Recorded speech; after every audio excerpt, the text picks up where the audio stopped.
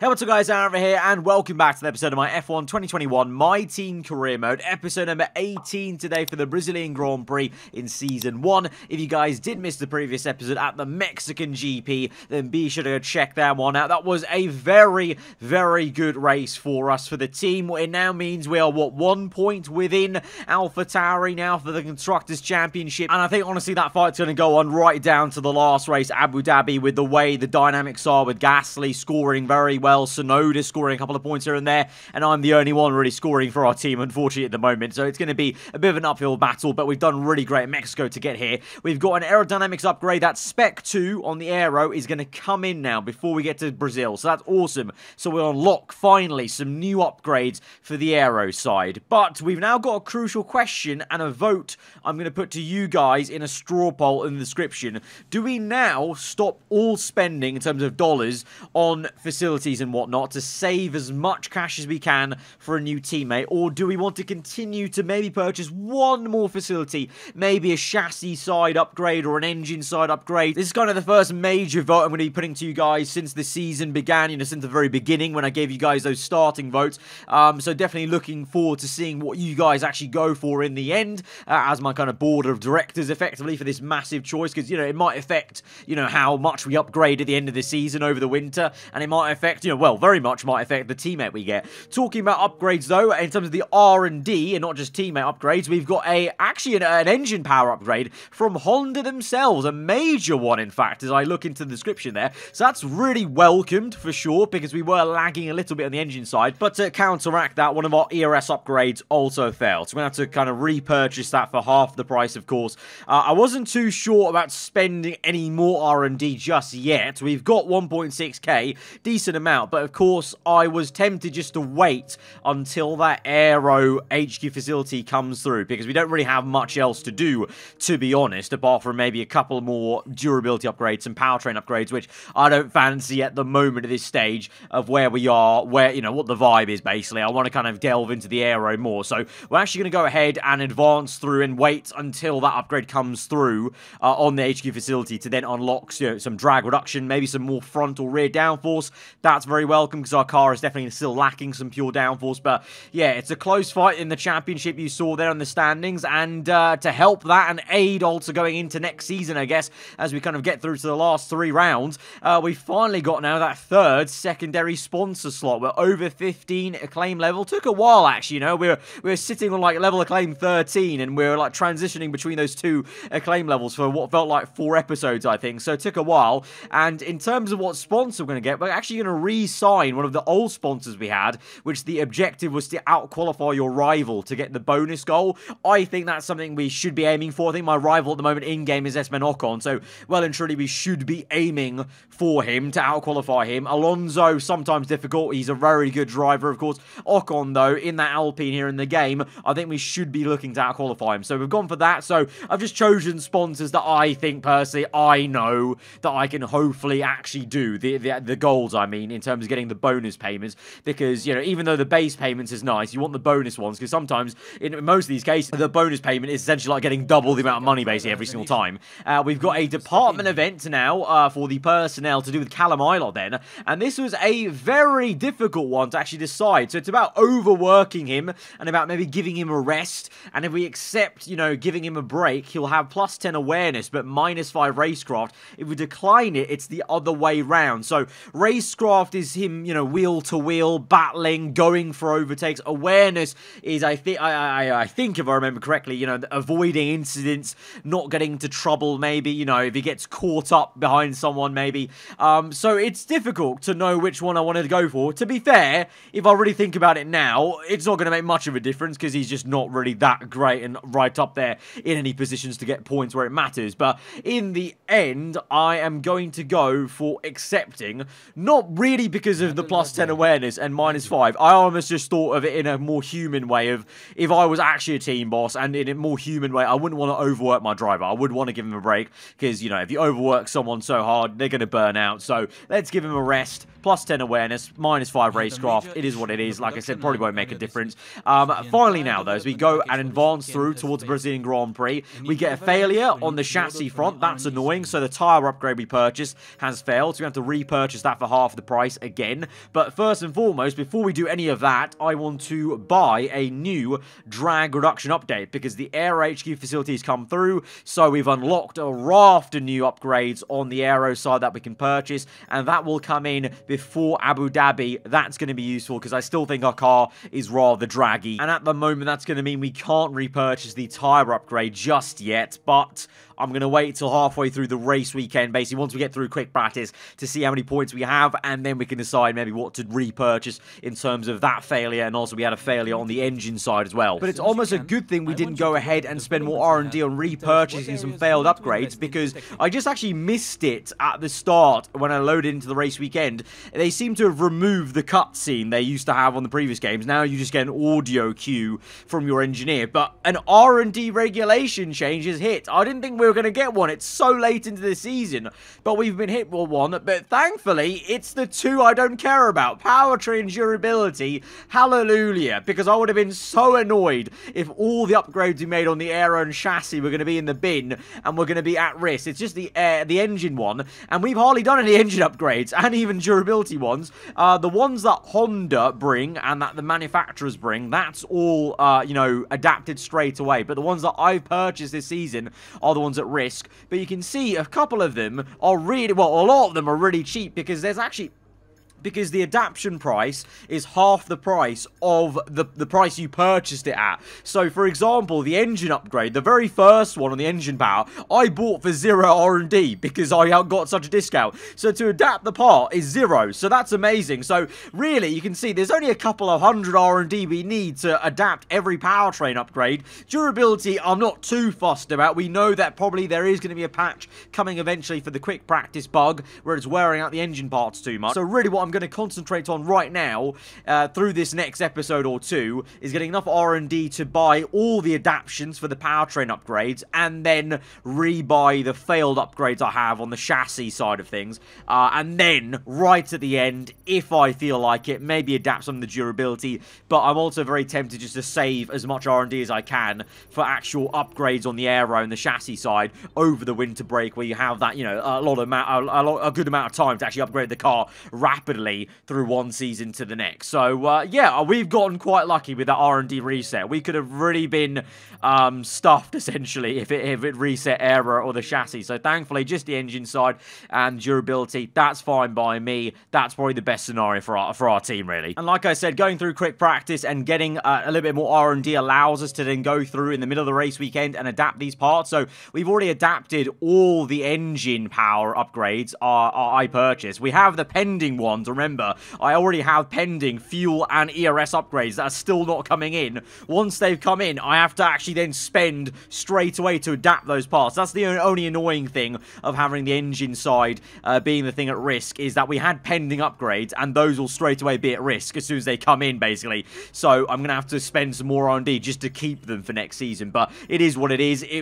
That's so much better than having to readapt everything on the Aero side. Like, the amount of upgrades we had on Aero was mad. So if we had to adapt all of them, we would have been, I think, you know, the official term is screwed, basically, into next season. So thankfully, we're all calm there. So now we're going into the race weekend proper this Saturday for the Brazilian Grand Prix. We've got a brand new race helmet, and for as much as I slagged off the podium pass in the 5 things we need to fix in the game so far, I will say this helmet is actually quite nice. It's only one out of the many they've got, but it's one that I think is really, really nice. The kind of geometric shape works really well with the kind of fluoro green yellow vibe we've got going on as well, with the black and white accents as well. So we're into Saturday then. It is a little bit overcast at the start of Q1. There's no rain forecast though for today, but there is some more rain forecast for this Sunday. I've been getting quite a bit of rain, and it certainly made things spicy, and it will do around a circuit like this, especially versus AlphaTauri. You know, 1 point in it and the constructor is very important,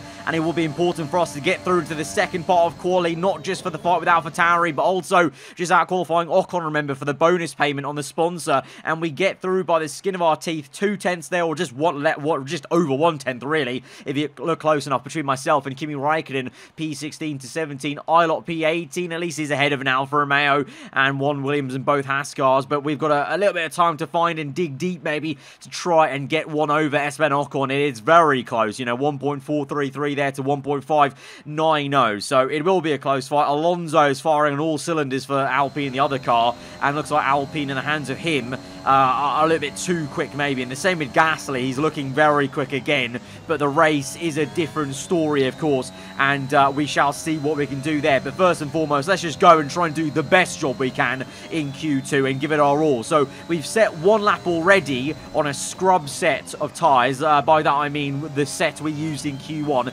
just to give us a bit of a banker and a reference point on the top right to motivate me, because when I see I'm gaining time, I kind of drive a little bit, you know, more aggressive, and I get a little bit, you know, into it basically, and try and find even more time. And across the line, it works for us there, and nearly half a second found, and that will get us just above Ocon and Yuki Tsunoda in the end, and we will stay put there in P13, just behind Alonso and Gasly. I think those two are, you know, driving very well as AI drivers right now, so I'm actually not too disheartened by that. I think that's the most we could have done really, where the car is versus Alpine and AlphaTauri. There may be some grid penalties for other people. We know at the end of the season the AI are taking quite a few penalties here and there. We are not going to be. I think my MGUH is a little bit worn. You may have seen the bottom right, it was orange. That's just for one component, but it's about 60%, which I think should be fine in the race. So we're going to risk it and just go with that in the race. So we should only be gaining positions if they're penalties, if there are any, of course. But let's see, let's find out. Let's go to the grid for Sunday.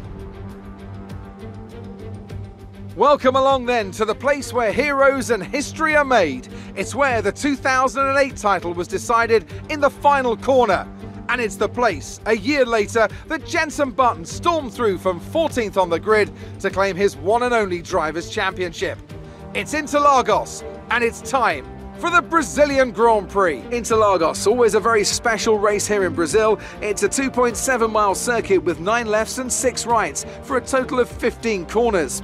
But it's a wet one today, so grip and visibility will be at a premium, and the drivers will need to be careful coming up the hill in Sector 3, the scene of many an accident over the years. And as always, a man with plenty of racing experience joins me in the commentary box. Today it's Anthony Davidson.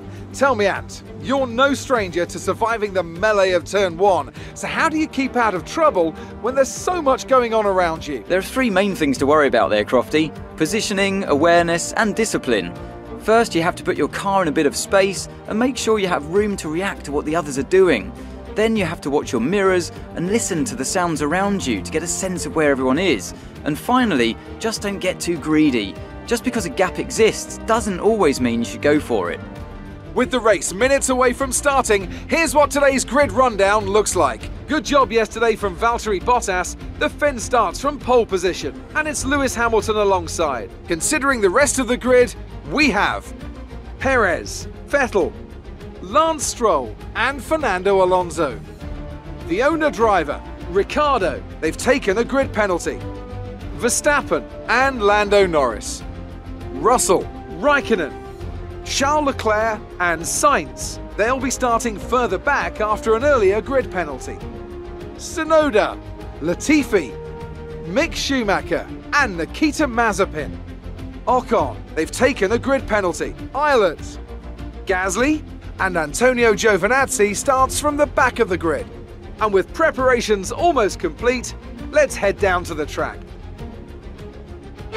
Well, I said grid penalties may help us this race. I didn't quite think this much. We line up on P7 on the grid, my lucky number P7, so let's hope it's a good race for us. We're alongside Fernando Alonso, who also didn't have any grid penalties, but a load of the top guys did who were ahead of us in Q3. Both Ferraris, Leclerc and Sainz down in P13, 14. We've got Gasly down in 21st place, and Yuki Tsunoda as well down there.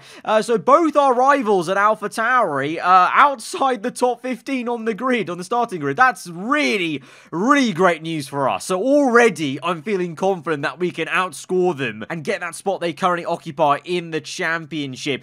You can see though, it is raining, it's intermediate, and unlike in Japan or whatever, it is going to be raining for the whole race. So that's a little bit annoying. It's going to be a bit of a dull one maybe, potentially, all on inters, but at the same time, it is going to be spicy because a track like this, it's going to be difficult difficult. We're going to have to be concentrating every lap, especially from P7. There are so many quicker cars behind us, including a Red Bull and Verstappen straight away. So we need to be on our, we need to be on our best driving, basically, to maintain track position and try and hold station and do some Alonso-style defending, maybe, around Sao Paulo. Let's get into this and try and make the most of this gift from the F1 gods. So here we go then to 5 red lights. The third last round of this season. A rather wet Sao Paulo for the Brazilian Grand Prix is underway as the lights are out and Alonso gets an electric start. We've had a really, really poor one. And Ricciardo too with a really great getaway. We're going to try and avoid what Bottas did and not cream a McLaren into the rear, into turn 1. We give Ricciardo a little love tap there on the gearbox. Verstappen's are inside, but we managed to just about navigate the Center S exit in P8. But you can see it is very treacherous out there, and I'm very much not used to this car on this amount of fuel around this circuit on intermediate conditions. You know, there's the first bit of rain we've had all race weekend, so it's a bit of a stab into the unknown, but we're going to settle down and try and find a rhythm and groove in this race. And as we move on to lap 3 then, all stationary in terms of racing positions, I'm not going to lie, already settling into a very monotonous pattern. You got the 2 Mercedes up front, 1 and 2, but what is interesting here is you can see Stroll is looking a bit slow. He's backing Ricciardo into me, and Ricciardo's not pulling away. You know, McLaren, very much so the second best team on this grid we've seen this season so far, and Ricciardo's finding it difficult to get past Lance Stroll, so we may have half a chance, you know, as we move on to lap number 4, on to 5 actually here, using plenty of ERS, of course, because there's a little bit less deployment and a lot more harvesting around the lap in wet conditions. We're able to use a bit more across the line. We get close to Ricciardo, but just not close enough, and Verstappen is still there behind us, well within half a second, so we need to be careful about not making a mistake that allows Verstappen to get past. But, you know, the wet is a bit of an equaliser, and you're seeing that. Alonso comfortably ahead of Stroll, and Stroll is in the much faster car. The Aston Martin is a much quicker car right now in the R&D chart we've seen. But, yeah, Stroll looking slow, holding up Ricciardo, holding up myself, really, and we're holding up Verstappen. And then there's a big gap behind as we nearly hit the back of Ricciardo, and that's going to invite Verstappen in, though. This may be the mistake we're talking about, as we just weren't concentrating fully there, and we had to kind of get out of that and not hit Ricciardo, and instead we've invited Verstappen, invited that pressure we don't need from a Red Bull car, and we made all sorts of mistakes down that hill and then up the hill. It's a drag race, and the Red Bull is there as we're deploying ERS halfway through the apex, and Verstappen keeps his foot in there. It's wheel-to-wheel stuff. We're going to squeeze Verstappen to the wall, and we're racing a Red Bull once again in wet conditions, the equaliser, but we're going to fall at the last hurdle here. We just can't do enough to keep it around the outside. That Red Bull too good really in the end, with a bit of clean air Verstappen had, and I'm punching the air to go to the cockpit because, you know, like we saw at Japan, I think, you know, if you've got track position like in real F1, you can keep some quicker cars behind if you're clever enough sometimes, and especially in the wet when they don't have that exact advantage in bone dry conditions. So little bit annoying. We're gonna have to just try and keep the pressure on and hope that maybe him, Ricciardo, someone makes an error and we can gain the position back. But at least we haven't had an absolute howler and lost more positions, and thankfully there's a big gap behind me, so we are in a bit of a world of our own in this kind of second half top 10 fight. So I think we, you know, no matter what happens, I think we should be good for some good points this afternoon. It's just about wanting more, really. You know, we've got our one of our main on-track rivals, Alonso, flying high in P5. You know, you're going to kind of naturally want to be right up there with him. But where we're sitting right now is still pretty good. We just need to keep in the fight and, you know, yeah, hope for someone to make a mistake or for someone to pull the trigger early. As on lap 12 then, the following one, Ricciardo is in, and that's fairly early because the pit stop window is around lap 15 to 18 or 19 even for the one pit stop change we're all going to make today for a second set of inters. So Ricciardo's gone early in the bid to maybe getting clean air because he was stuck behind Lance Stroll. So that's made me think maybe potentially could we make an undercut and try and jump back Verstappen with an undercut strategy, because, you know, yeah, of course we're going to have some tyre wear now at the end of the race and we go earlier for this pit stop, but Ricciardo's clearly done it for a reason. Maybe McLaren think genuinely there's that much pace in clean air and Stroll is being that slow at the moment, so we're going to take that gamble with Rick Bobby. Not as much of a gamble, lap 16, so not as early as he did, but still earlier because I think the others are going to go to, like I said, lap 18 or 8 or 19 for their first pit stop onto Inters, or only pit stop onto Inters, really, because it should be a one-stop according to the strategy window. Obviously, it may be a little bit quicker to do a two-stop if you've got the right machinery, but I think only the Mercedes cars looking at their time ladders could pull that off with a 13.4 second gap to Sebastian Vettel. To be fair, I haven't noticed that so far. Seb Vettel flying high in P3 in the Aston. Go on, son. Very, very nice for him. But here we are then, out and crucially just ahead of one of our rivals in the championship, Yuki Tsunoda in the AlphaTauri. So we're going to have some clean air to work with. And then here we are, lap number 19. And let's see where they are. They're on the right. I think that was the Red Bull of Verstappen on the right-hand side of your screen, coming down the pit lane, and we've jumped him. And Lance Stroll. Look at the left-hand side ladder. Verstappen's jumped Stroll in the pit lane, and we've jumped both of them. So it's a double overtake here. So Ricciardo not only undercut Lance Stroll, he undercut Alonso as well. So really, we're very, very correct to choose McLaren's strategy and go with them and copy them, because it's worked out a treat, and now we can get a good run on Fernando Alonso maybe. As on lap 20 on to 21, we've got a good run. Alonso up the hill, banging tyres, a little bit yellow flags though, and the full course safety car is out, and we are so lucky because it came out just, I think, just as we overtook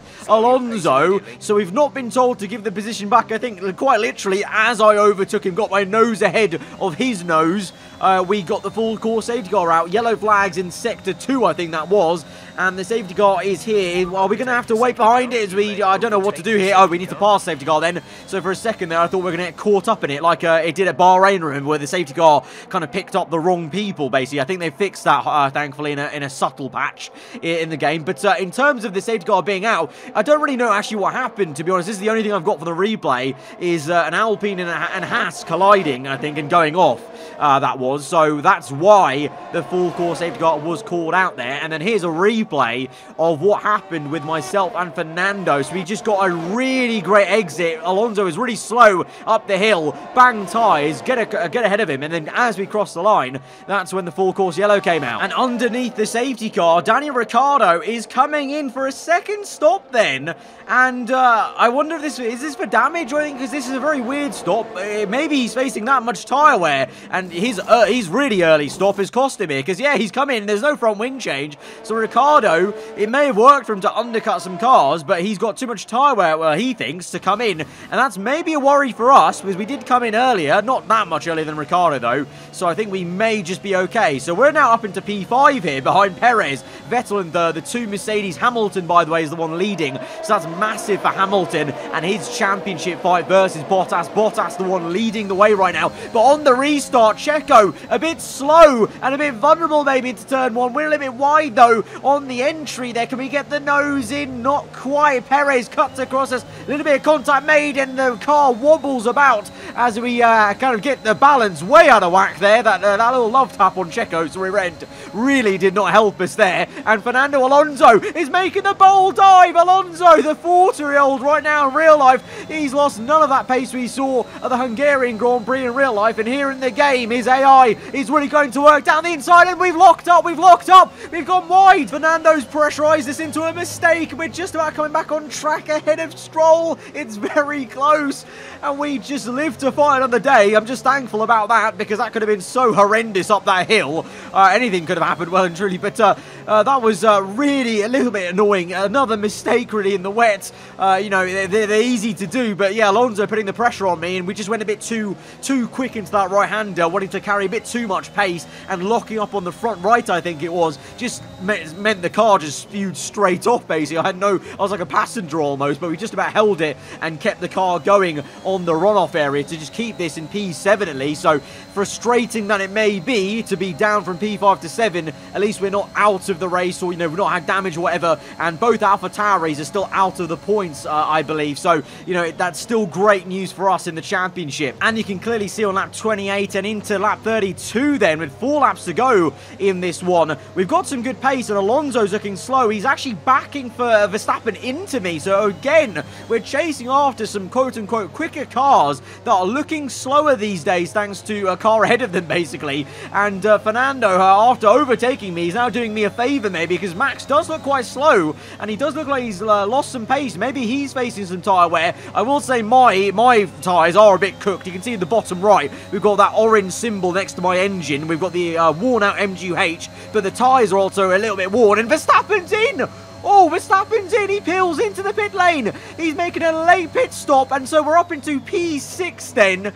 And we can chase after Alonso, and we have the pace to fight Alonso. We've been fighting him all season, so we should be. But Hamilton's in as well, and Bottas. Sebastian Vettel doesn't come in. He continues on. Wait, so hang on. On lap 34, there's 3 laps to go in this one, and Sebastian bloody Vettel leads the Brazilian Grand Prix at Sao Paulo. We're up into second place. Carlos Sainz in the Ferrari's third, because Fernando Alonso's also peeled into the pits. So it looks like we've got a bit of a mixture of some drivers thinking the tyres won't last and go the distance, and some, like myself, Sainz, Vettel, we think we can go to the end, maybe worth the risk to go to the end, because right now, we're in a shock, very surprising podium position. And it's about to get even more shocking because Sebastian Vettel is also coming in with 2 laps to go. The German peels in from the lead, and the Aston Martin's in, so we come across the line, and we are now leading the Brazilian Grand Prix with 2 laps to go on very worn intermediates. You can see the front right. You can see, look, if you look close enough, there's that little line of graining, and where the tread is literally wearing out down to kind of slick intermediates. And Sainz is doing the same.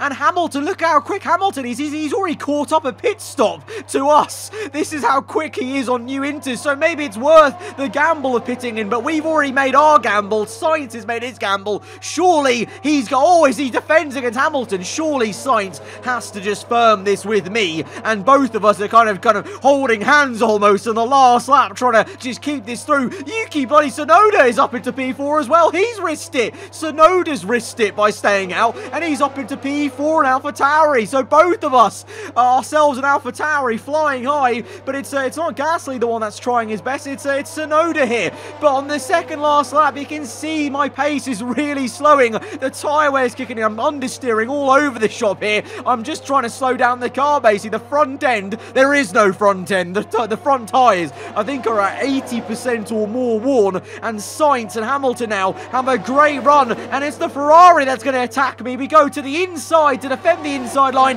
The Ferrari's on the outside. He's going to make us outbrake ourselves. And Sainz with this switchback on the inside into turn 2. We're going to try and keep it. Oh, a little bit of contact made. The Ferrari slow. We get the traction pickup. We're side by side. We're battling for the race lead on the last lap. Hamilton comes through. It's 3 wide for the race lead between us, Sainz and Hamilton. Sainz taps us, and the tyre wear's just not there. It's, oh my goodness me.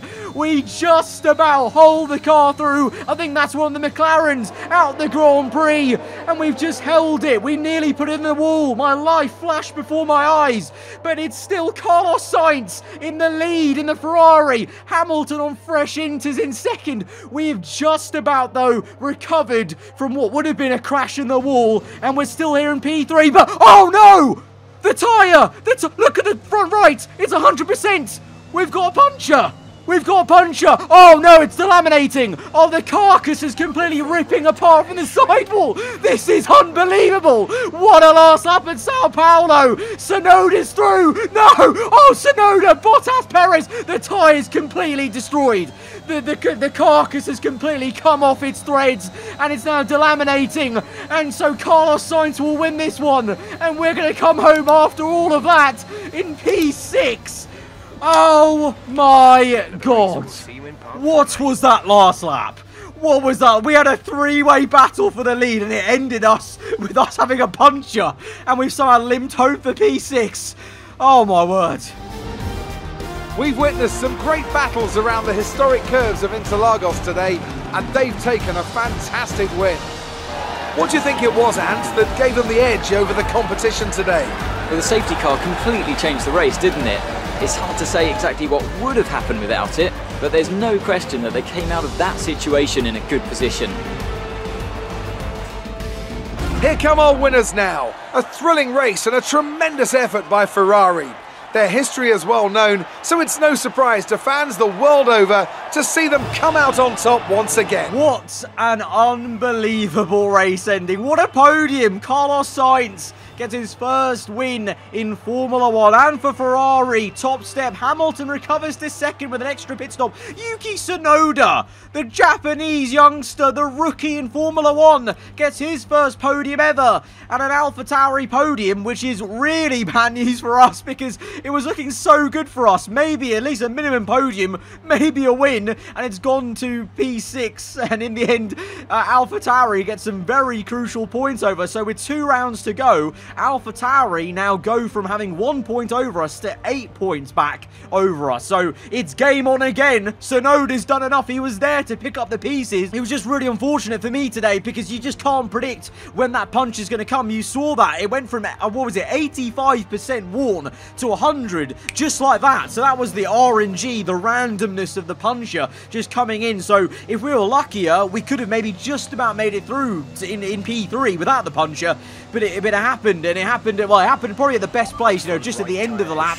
Just about held that car through, but I was trying to steer the car and brake, and it just wasn't happening. As soon as I hit the brake pedal in the second last corner, the tyre completely just crumbled apart and delaminated. It was just... yeah, oh my word. I thought, we've only seen that in Breaking Point. We've only seen a puncher like that in Breaking Point. I haven't seen it yet in the normal My Team career mode. Well, there you go. We risked it. We tried it. It was worth the risk, I think, because we were, you saw, we were there. And that is very, very unlucky, because that puncher could have not happened, and we could have been an absolute hero in P3. So we had to go for it. And either way, though, I'm not that disappointed, because it was just a mental race. And I hope you guys enjoyed it. And it's very much now game on with that Tsunoda podium. Fair play to him. Game on. AlphaTauri versus us in the last 2 rounds. On to the next one. If you enjoyed this one, though, hit that like button. Let me know what you thought in the comments below, guys. If you're new around here, then do get subscribed for weekly Formula 1 content. I'll see you guys next time. Goodbye.